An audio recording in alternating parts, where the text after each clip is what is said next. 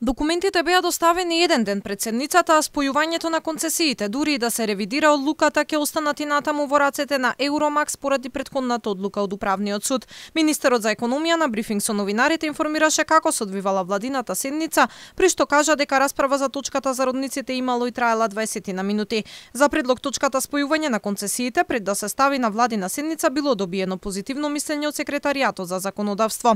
Бектеши вели дека ако уште 100 пати треба да предложи одлука, уште 100 пати предлогот ќе бил спојување на концесиите, затоа што така налагал законот, а во спротивно Евромакс имале право на арбитража. Доставувањето на предлогот се случил по трет пат. Во 2018 предлогот бил одбиен заради изборите, во 2019 не било добиено ни позитивно ни негативно мислење.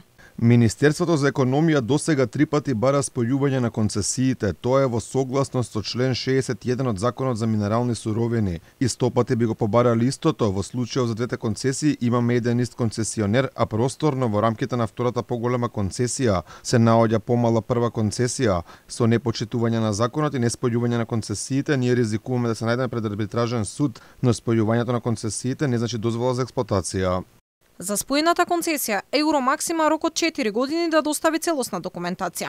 Доколку не успеат во тоа или се даде негативно мислење од останатите ресорни министерства, тогаш Министерството за економија може да даде негативно мислење за дозволата за експлоатација. Во меѓувреме, председателот на опозицијата се сомнева дека излажаните министри ја говорат вистината. Ако било така, тие ќе побарале повторно гласање и поништување на концесијата. Имаше неколкумина членови на владата кои што рекоа дека се излажани од страна на министерот Крешник Бектеши. Еве, вчера имаше седница на владата.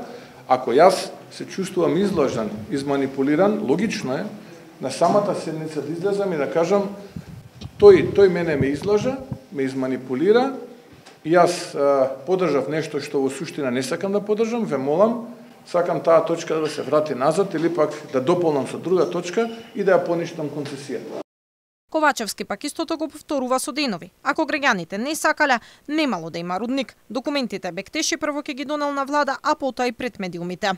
Министерството за економија е задолжено на наредната седница да достави детална информација за сите одлуки, судски одлуки, постапки, управни постапки кои што се водени од 2012 година до денес и врз основа на таа информација потоа да бидат донесени соодветни одлуки за иднината. При тоа ќе мора да се внимава на интересот на граѓаните. И покрај сите најави дека на вчерашната седница Бектеши ќе донесе цела документација и сите судски одлуки пред неговите колеги, тоа не се случи зашто министерот беше во Америка. Владата му даде задолжение до вторник да ги донесе сите документи. Бектеши вели дека сите се веќе во влада, а ќе биде доставена дополнително само хронологијата на настаните.